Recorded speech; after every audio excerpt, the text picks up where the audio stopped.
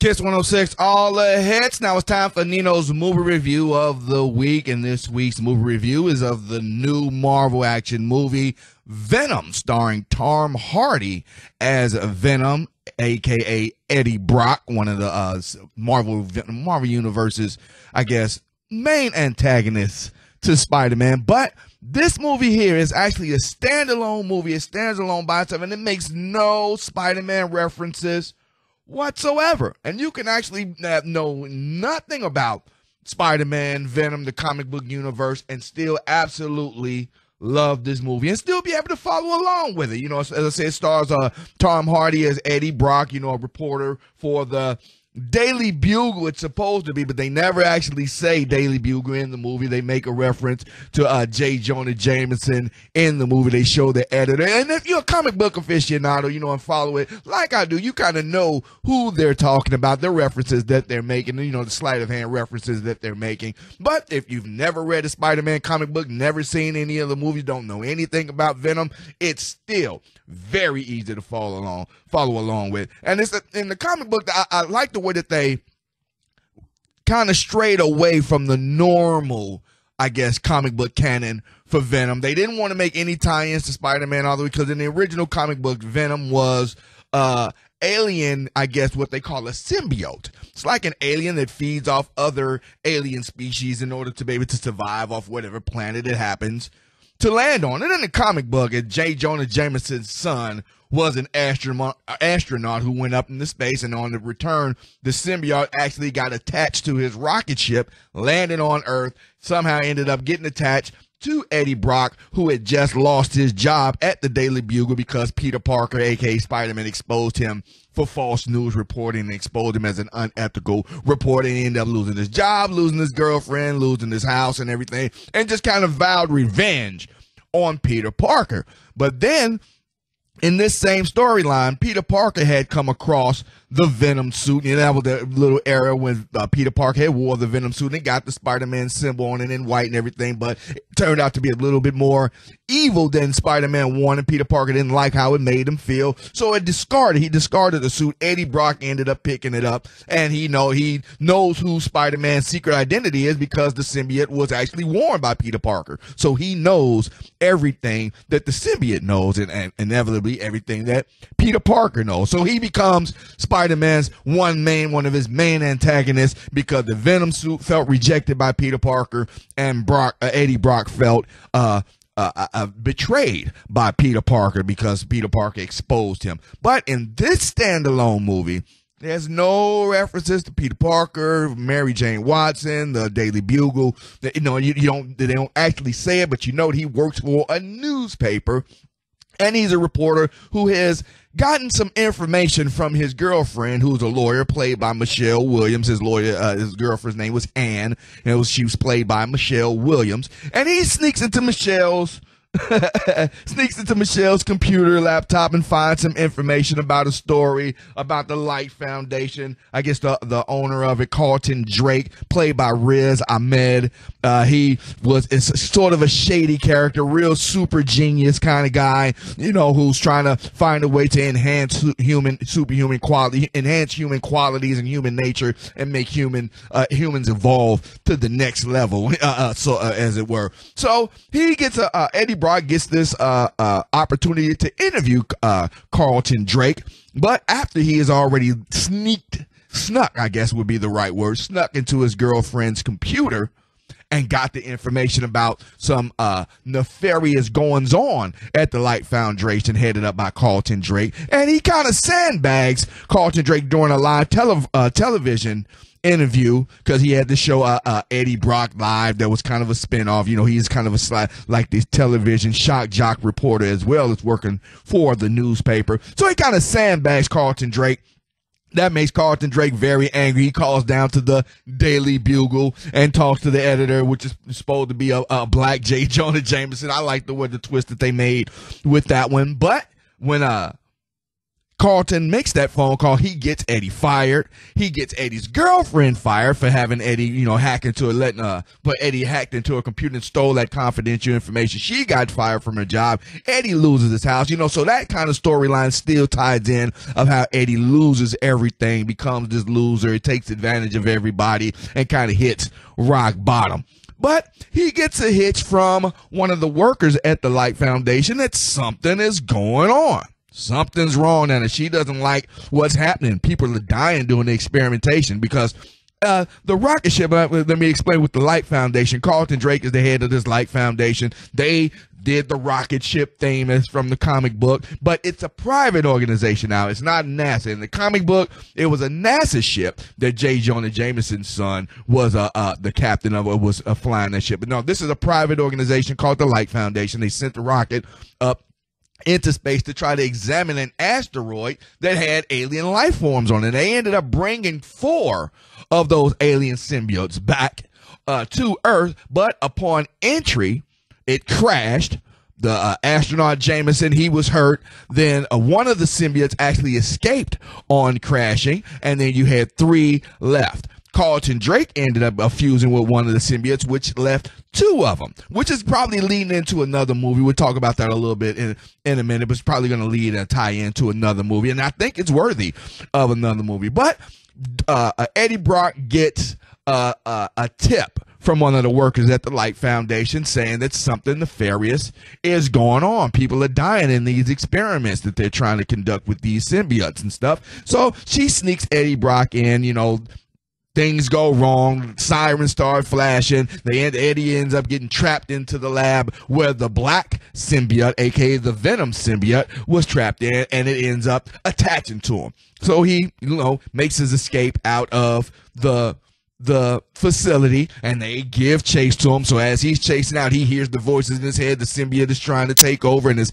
helping him escape out of the lab, and they're just performing all kinds of crazy acrobatics. The suit is like putting shields up behind him and attaching them to the building so he can make tight corners on this motorcycle. So it was a great chase scene, the first exposure you get to the black symbiote suit. So it shows Eddie trying to adjust, having this suit in him is bringing out all the anger in him, all the rage, and the symbiote wants to eat people. That's the whole goal of the symbiotes coming. They attach themselves to that rocket because there are millions of them on this asteroid that Light Foundation rocket was going to explore, and they were going to bring all of the rest of the symbiotes down to the planet to eat the human civilization and take over the planet. So Eddie's not good with that. So Eddie and the suit are having this conflict going within him. The suit can't survive without Eddie. He can't stay on the planet, and Eddie doesn't want this suit and the rest of the symbiotes to come to them. So they have to work together to try to find a way to collaborate and coexist together. So, needless to say, Eddie's girlfriend breaks up with him. She has a new boyfriend now. He's a surgeon. So Eddie seeks the surgeon's help. Once he gets hurt, trying to make all this escape and everything, fighting with the security guards. They capture him a couple of times. He ends up getting to the hospital where his ex-girlfriend's new boyfriend works, and they're trying to figure out a way to help Eddie out. They put him in the MRI machine, and the MRI is just driving the symbiote suit crazy. You can just hear it screaming in that alien squealy kind of voice, like, ah! I was like, oh, but it was causing pain to him because magnetic resonance and certain frequencies, loud noises in particular, hurt the suit, because in the vacuum of space there is no sound, so they're not really used to loud noises and sounds like that. So it's supposed to go the way it was in the comic book, and I thought they blended that well into this new movie. So they're trying to figure out a way to separate Eddie from this suit, and they got him separated a little bit when the MRI machine went off and the suit separated and everything, and then Eddie ends up leaving the hospital with the suit crawls through the ventilation vent and escapes as well. So the chase is on for both of them. Now they're separated. So there are 4 suits in total. Eddie has one. There's one that actually came up missing from the crash site, and there are 2 more left inside of the Light Foundation that are being performed experiments that people are being experimented on with to see if they could be compatible with the suits. I mean, people are just dying. They're being eaten up alive because once the suit attaches itself to a host, it starts to eat the host. And that's what really pissed Eddie off. He got mad at the symbiote. We're not going to do this. You're not going to, you've been killing me, and I've been your host. I've been trying to keep you alive, and you still trying to eat me alive. And so they kind of make a little promise to each other that as long as the the symbiote doesn't try to kill Eddie anymore, that Eddie will continue to be his host. So they try to find a way to work together. They do a couple little adventures, stop a couple of muggings in the streets, you know, and the Venom suit eats the guy's head. It's like, oh, and Eddie, bro, once Eddie is like totally disgusted once that happens, but you don't actually see the Venom suit eat the head. There's like no gratuitous violence, you know, well, no gratuitous blood, I should say. It's a PG-13 rated movie. There's no gratuitous sex scenes, but there's plenty of over-the-top violence, you know, throwing people around, crashing into buildings, punching, all kind of weapons being used, gunplay and things like that, tasers. But, you know, there's really no real blood and gore like that being shown. So it's actually a lot better than take the kids to. It's a PG-13 rated movie. But they try to find a way to bring Eddie and the Venom suit together and cooperatively. So they decide that they have to stop that first symbiote that merged with Carlton Drake, aka Riot, from bringing the rest of the symbiotes back. The Light Foundation wants to send another rocket ship up into space to bring back the rest of the symbiotes to take over the planet. And this is Carlton Drake and aka Riot, the other symbiote's master plan in order to take humans to the next level of evolution and be able to survive on other planets outside of Earth. So Venom, aka Eddie Brock, and Riot, aka Carlton Drake, have this climactic fight on the rocket ship as it's being launched off the platform, and they're just going at it, turning their arms into like tentacles and smashing each other up.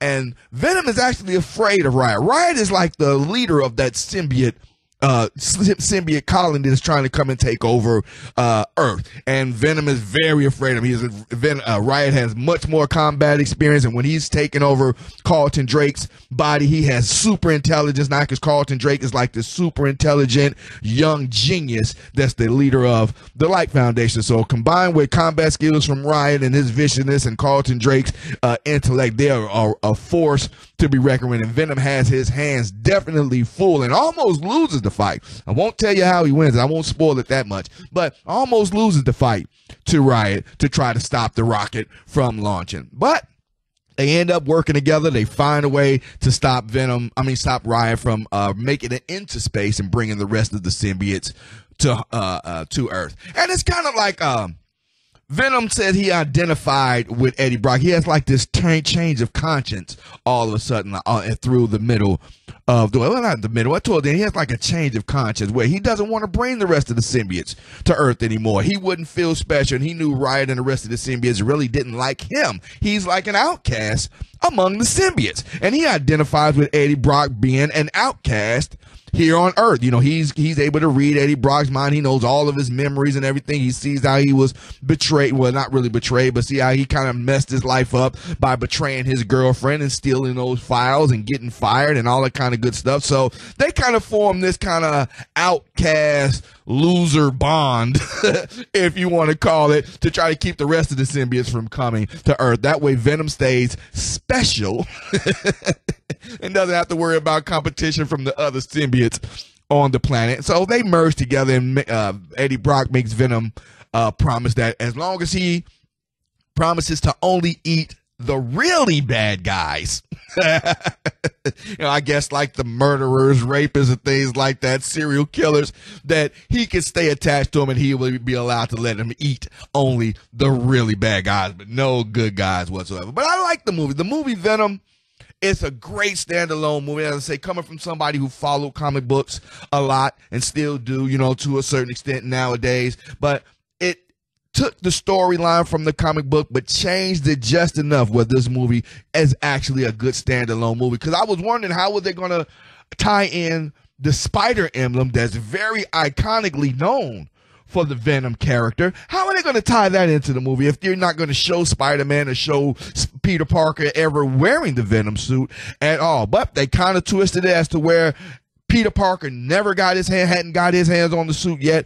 Eddie Brock got the suit first, so there was no need for them to put the Spider-Man emblems or make any tie-ins to Spider-Man whatsoever. So, but it's a great standalone movie. I got to give it to Marvel. They did a good job bringing Venom to life in a genre and in a movie of its own. And there are actually a couple post-credit scenes. You know, Marvel is good for the post-credit scenes. You need to stick around. There are actually 2 sets of post-credit screens that you need, post-credit scenes that you need to stick around that make tie-ins to the next upcoming, I guess, series in the Venom series. I guess they're going to make a Venom series outside of the Spider-Man or Marvel Cinematic Universe series that's going to bring in possibly Kraven, the Hunter, or maybe even the new Carnage. They make a reference to Cassidy, who was the first host of the Carnage Red symbiote from the Spider-Man universe. So this movie it was pretty good.